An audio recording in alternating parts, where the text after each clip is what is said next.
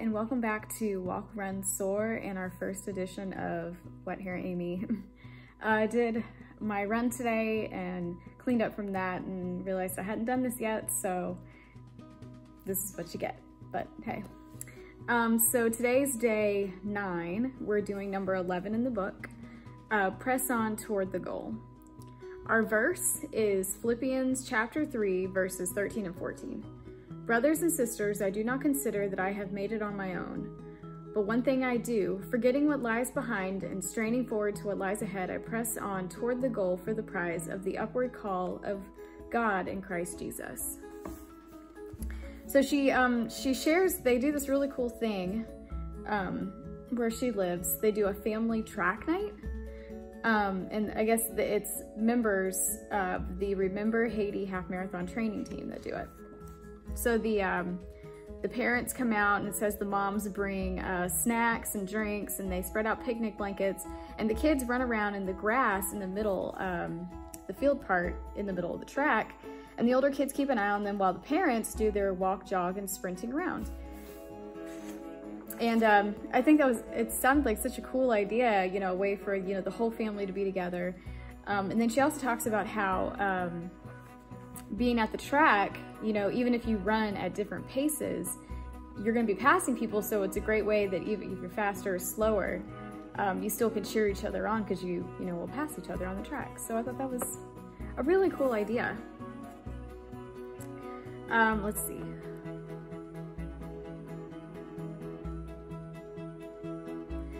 I'm just going to read what she says here because it's really good. Maybe it's because I was a track athlete in my younger days that I always feel freer to go all out on the track. The boundaries and lanes are clearly drawn. The finish line is always in sight. My body and muscles remember the distances. I know at the final 50 meters, it's time to just sprint my heart out to the finish. And she makes the inference, I guess is the word, that Paul, who wrote Philippians, must have been a runner or a huge fan of the original Olympic Games because he uses, you know, the metaphor of running, you know, a lot. We've already shared a couple of those verses. But he talks about in that verse that I read at the beginning, that he looks most forward to being with Christ, and he encourages his fellow believers to keep that finish line in sight. Like she talked about her love for running for track, as she could always see the finish line. She says that we must challenge ourselves to rejoice through the trials and run all out for the finish line in our lives. Pretty short one today. That's pretty much the gist of what Press On Towards the Goal is to keep our eyes on the finish line. And kind of, was it yesterday? Yes, running through life's hurdles. When you have those trials or hurdles like we were talking about yesterday, sometimes that finish line can get a little obscured. It's hard to see where everything is going. As I've mentioned in many a video on this channel, with everything that's going on in the world right now, I mean, where is the finish line for all of this? Like, what is the end goal?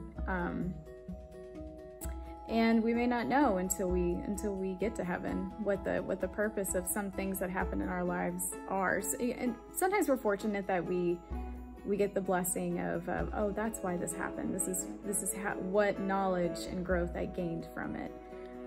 But sometimes we don't. And as humans, you know, we want to know, at least I do.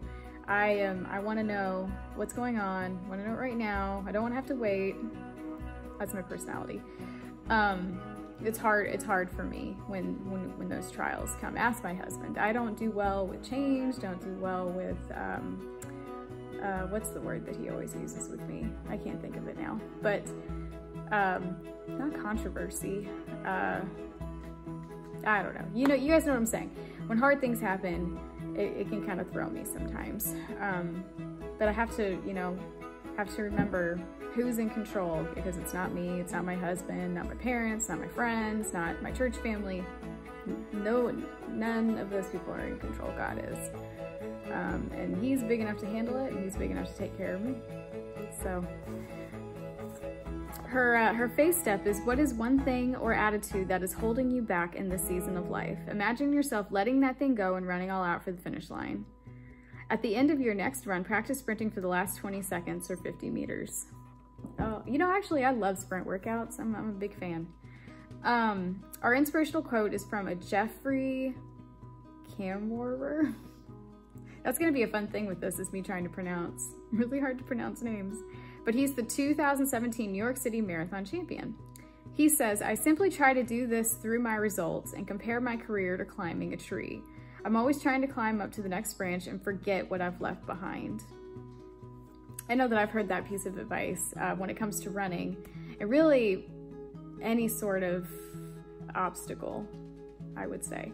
But with running, you know, if you have a bad workout or a bad race, be sad about it for like a second, be frustrated for like a second, but then leave it behind you and think of what's to come. And that's what he's saying, is look at that next branch and forget about that branch that you were just on. And our training note from Coach Sean is something that I actually did in my last training cycle with a lot of my long runs. My plan would call for a strong finish. So his advice is, at the end of long runs, gradually increase your pace the last mile and envision yourself during the last mile of your upcoming goal event. This will give you practice for finishing strong on race day. And it really does help when you get to that race and you're feeling tired towards the end. You have that practice of giving it that extra oomph and going into that next gear for the finish. And it feels really good to be able to feel like you can finish strong. So I definitely recommend that. So it's Friday. Happy Friday, everybody. Starting tomorrow, it's gonna get miserably cold here, and I'm trying not to have a bad attitude about it, but it's kind of hard. But maybe we'll get some pretty snow, which I'm on the fence about. I like snow, but then again, I don't like traveling in snow or, you know, driving in it. But it can be pretty, and our dogs love the snow, so that's always fun to watch. So I hope everyone is doing well, and I will see you tomorrow, and we will have another 2-a-day devotion tomorrow. See you then.